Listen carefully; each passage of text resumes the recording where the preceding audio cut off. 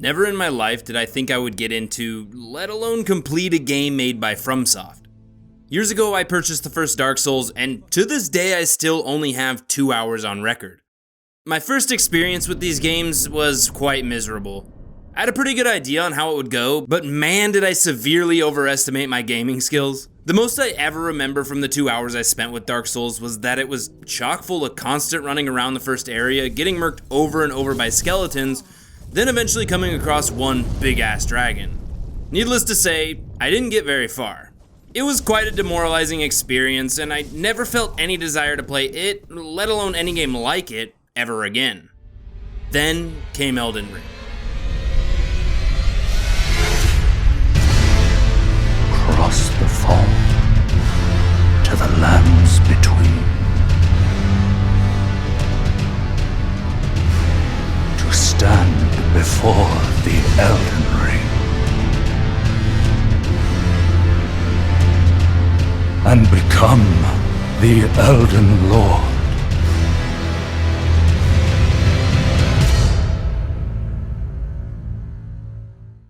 Around the time this game was released, I had the privilege of making some new friends in my late 20s, which is an achievement in its own right. These new friends were pretty well experienced with FromSoft titles and would often mention the latest installment anytime we would talk about video games. I really paid no mind at first, thinking that there was no way this game was gonna be for me, but the more they talked about it, the more interested I became. You see, I never had anyone around me who really cared about these games, and I think that's a big reason why I never picked Dark Souls back up. There was no one to share my pain with or maybe help me figure out a new approach on how the game could be played. And so I wrote them off, banishing them to the depths of the backlog where they still remain today, resting alongside the other forgotten games in my Steam library. But Elden Ring. Man, Elden Ring was the final brick needed for the completion of the bridge that allowed so many people like me to have a chance to fall in love with a Souls-like experience. At the very least, for me, it was the training wheels I needed to propel me into this phenomenal world where I would obtain so many amazing memories, and once again feel challenged by a AAA video game.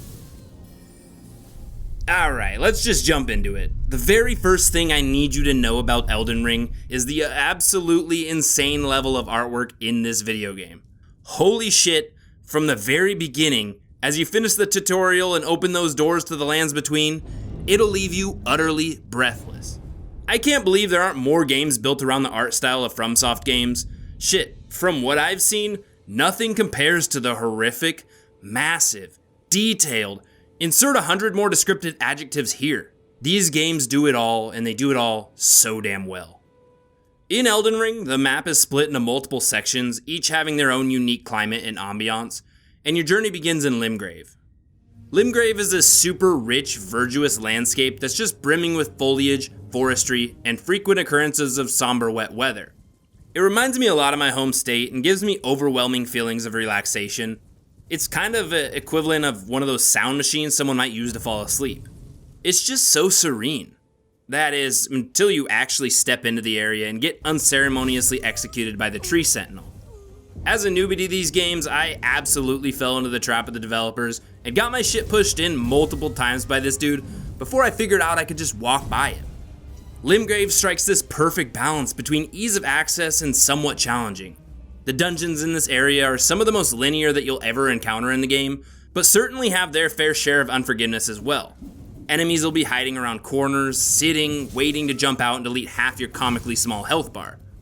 Aside from these guys though, the dungeons themselves are pretty easy to navigate, at least compared to the other ones you'll find later on down the line. And beyond just the dungeons in this area being forgiving, so is most of the rest of it. Sure, there are bigger enemies that'll absolutely fuck you up scattered around Limgrave, but there's also plenty of enemies you can handle right from the start to give you the first few levels worth of souls. And then once you're done exploring Limgrave thoroughly, you'll likely accidentally stumble into a little place called Caelid. The countryside of the starting area is laid out in such a way that just ends up leading you in its direction. Caelid, contrary to Limgrave, has this red, dreary, hellscape-like vibe that's full of terrifyingly rotten enemies that will also destroy you if you engage them at such a low level. The transition, too, oh my god, from Limgrave to Caelid is just so subtle and seamless that you'll likely not even realize what happened until you stumble across one of these devilish-looking creatures. The mood shift feels so perfect and non-jarring that I'll always have an appreciation for each transition. Caelid, and through all of its disgusting, decaying environments, also has quite a bit of charm, and is home to one of the coolest main bosses, I think, in the entire game, Radahn. There's also an abundance of things to do in Caelid, but really there's no point in being here this close to the beginning of the game, except for maybe a few important items or the rune farm everyone knows about. Caelid is quite unforgiving for someone at the beginning of their journey, like I said, but I think it's perfectly intentional that it neighbors the starting area. There's also no barrier to entry. Unlike Liurnia, who has Margit standing in your way, Caelid has its doors wide open. The stark contrast between these two areas you'll likely encounter first is just another level of visual acuity that elevates this game beyond anything I've played in recent years. And shit, not only is the visual appeal of this world phenomenal throughout the game's entirety, it's far from the only thing that makes this game incredible. Let's talk topography. This is yet another example of unmatched ambiance that other games just don't have. Like in Skyrim, if you can see it, you can go there. However, the path might not be as easy as it seems. There's actually quite a few locations you can see from the map, but have an incredibly convoluted route to get there. The example that comes to my mind when I think about this topic is the path to obtaining arguably the best spirit ash, the Black Knife Tiche. To get this coveted ash, you must first start a questline that can only begin when you reach the second zone and traverse through a mini dungeon. And then, to even reach the NPC that grants this questline, you'll need to defeat the dungeon's mini-boss. Once you've then talked to them and began the quest, you'll go on to discover multiple mid-game cities, defeat a couple colossal bosses, and even fell that legend I mentioned earlier, Radahn. All this for a single item. And this is only one of the many examples. Some items are even hidden behind a drop rate percentage, but we'll talk about that a bit more later. For now, let's get back to the topic at hand, topography.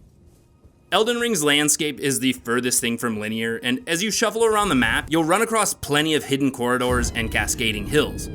Each zone you come across is like an onion or an ogre. They have layers.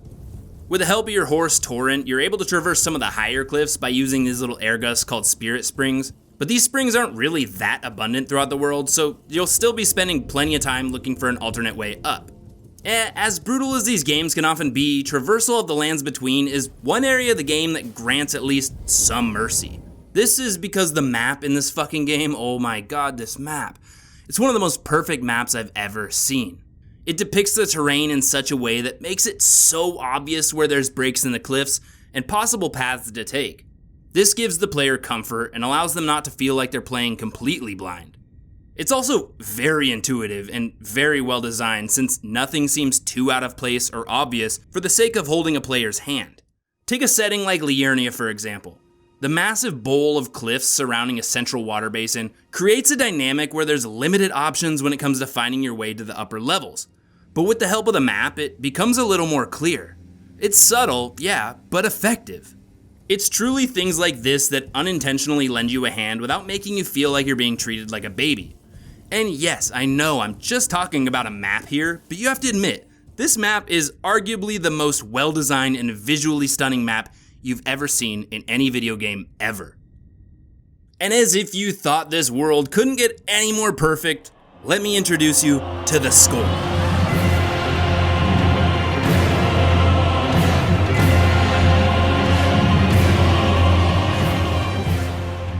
Dear God, the music that accompanies every little moment in the lands between elevates it beyond what I could have ever imagined. I was just listening to the soundtrack the other day while I was at work, and honestly it's so powerful that on its own it sent chills throughout my body. I was covered in goosebumps with each musical crescendo with no visual context to go off of. And how the music is used in this game can turn a simple walk around the map into a totally awe-inspiring journey. The tone set by this game's soundtrack will alter how you feel about specific instances and can take a mundane task and amplify it to something unimaginable. The emotion evoked from these tracks matches each scene flawlessly and is accentuated to the utmost degree when engaged in battle. Its angelic choir, rapid drum beats, and chaotic string instruments meld together to form this intense pressure that's sure to get your heart racing and hands sweating. And hell, while we're on the topic of combat, let's talk about how complex this shit can get. This is an obvious mainstay in these types of games and takes legitimate practice if you want to be any type of proficient at them. In my time with Elden Ring, I began having flashbacks to when I was a kid and all I had access to were games like Super Ghouls and Ghosts and Donkey Kong Country. Games like this are almost synonymous with repetition by this point, and in the era of SNES and even the N64, cartridges were just so starved for memory they often fully restarted after a game over. The two aforementioned games have several differences between them, but the main difference I recognized when I was playing them was that Super Ghouls and Ghosts was much more randomized. Enemy spawns and weapon drops change every time you restart a level, leaving your successes in the hands of RNGesus. Conversely, Donkey Kong Country was consistent with all of its elements level to level, and for 10-year-old me, this one was actually beatable, unlike SGG. The point of me bringing up a couple of 30-year-old games from my childhood is to convey the fact that I've always had trouble with games that don't follow a strict pattern. Relating this back to FromSoft games, the inconsistency of combat is where I struggle the most. While enemies do have a learnable moveset, there's always this air of surprise as their combos change from fight to fight.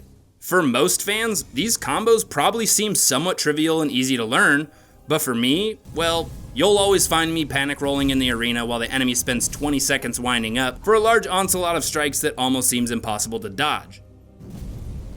Every boss has a myriad of unique moves that fit into one of three categories: long windups, short strikes, or an unavoidable endless flurry. It's incredibly hard to describe Elden Ring's combat without simply saying Souls-like. It's just its own niche of strategic chess moves until one arrives as the victor. But Elden Ring differs a little bit from the titles before it. I think there's two things that separate it from its predecessors and make it a bit more accessible to a wider player base: guidance and spirit ashes. Sure, you could throw the ability to jump and the addition of torrent into this category too, but I believe there's a reason they needed to exist in this world.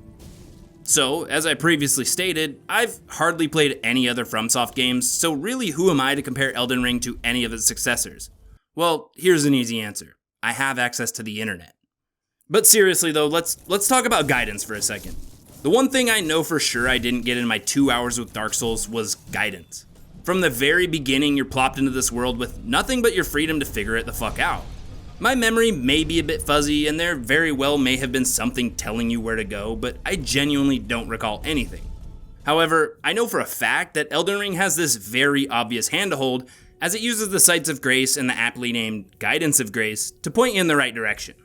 This is displayed both clearly on your map as well as in the world when standing next to the Sights of Grace.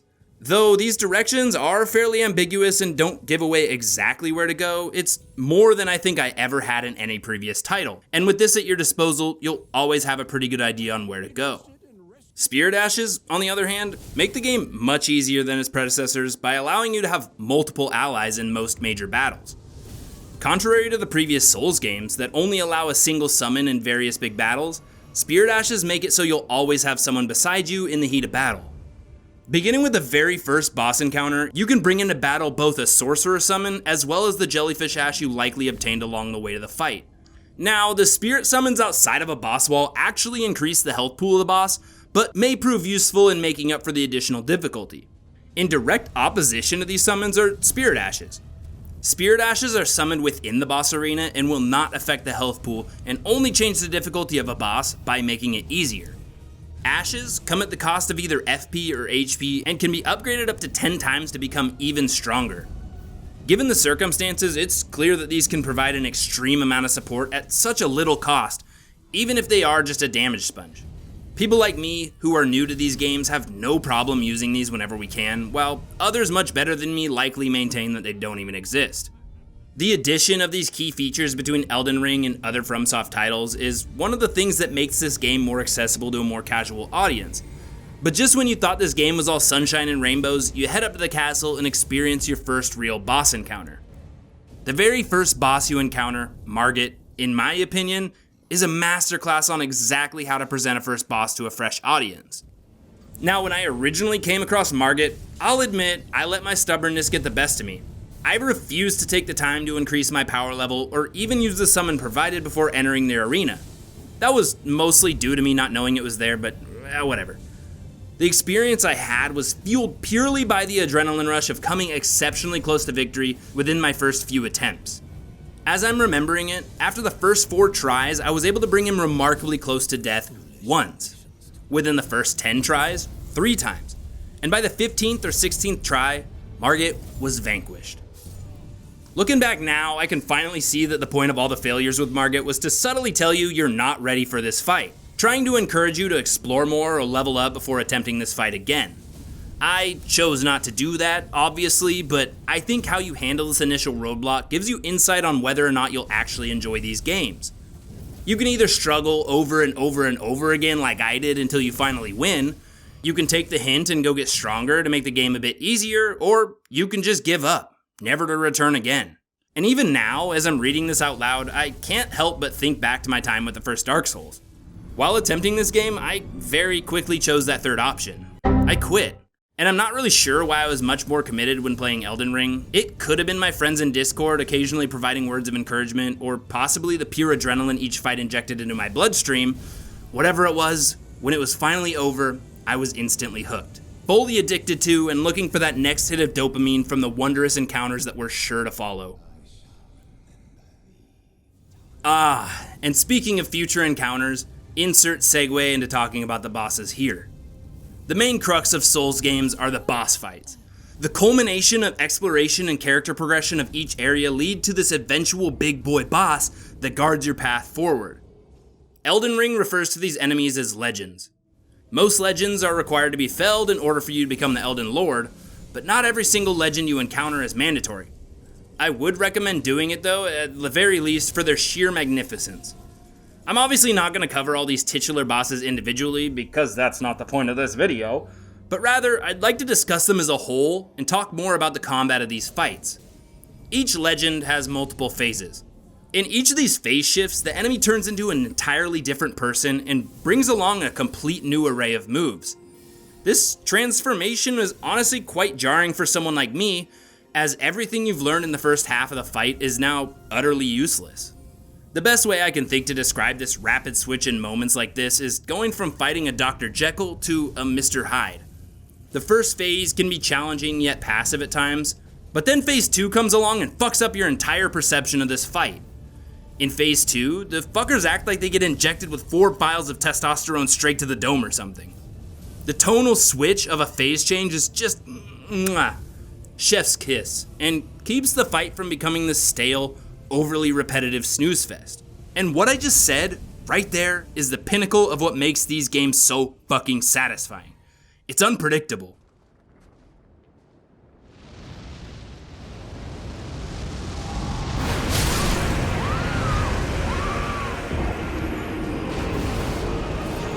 Not only in the sense of an entire battle changing mid-health bar, but in the sense of each subsequent fight after a loss is unlike any other. Anything can happen. Yes, each boss has a set amount of moves, but when you think you've just got it down and know all the moves pretty well, they change it. Or that's what it feels like. Now look, I have no evidence of this, but I swear to God there are moves that have the same windup and execution, but only one slightly different than the other. This could be by tacking on a couple more swipes at the end or slightly changing the pacing. Look, I can't prove it or anything, but I swear to God, man, wait, what was my point again? Oh yeah. No 2 fights are ever the same, and it's amazing. Seriously though, beyond just the combat between bosses, I think there's more that could be said. My next point likely resonates through all FromSoft games, but the boss design is impeccable. I'm not talking about just functional design here, but artistic design as well. They're just so visually stunning that sometimes I pass through that green mist just to admire the care put into these characters.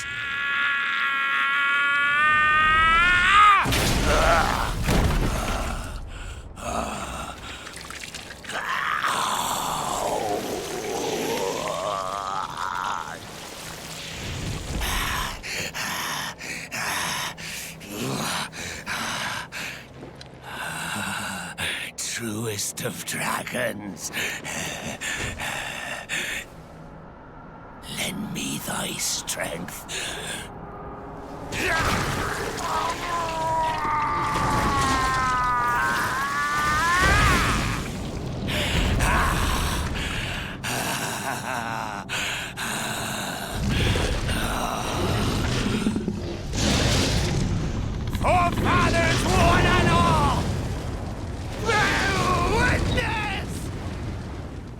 I truly can't believe I've waited this long to really stick it out and give this franchise a solid chance.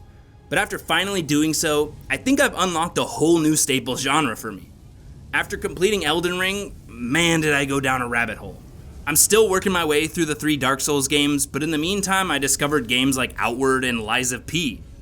All of my struggles in my time with Elden Ring, and boy were there a lot of them, helped me open my mind when considering what to play next.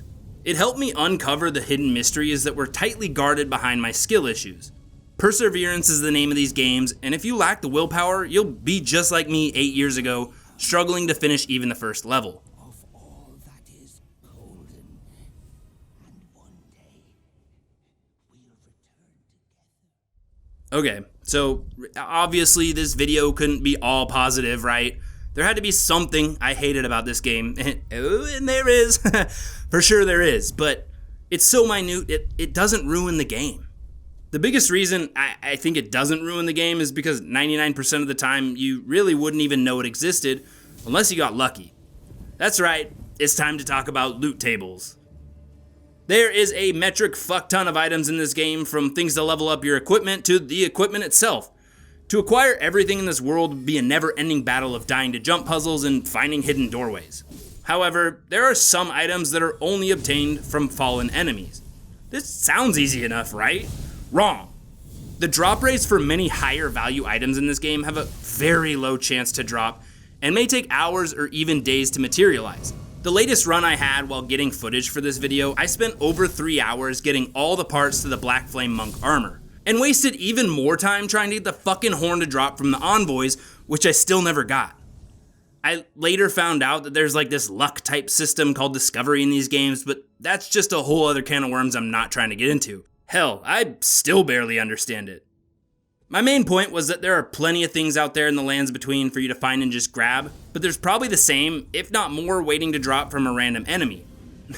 Miyazaki, you are a sick bastard. God damn it, I love you.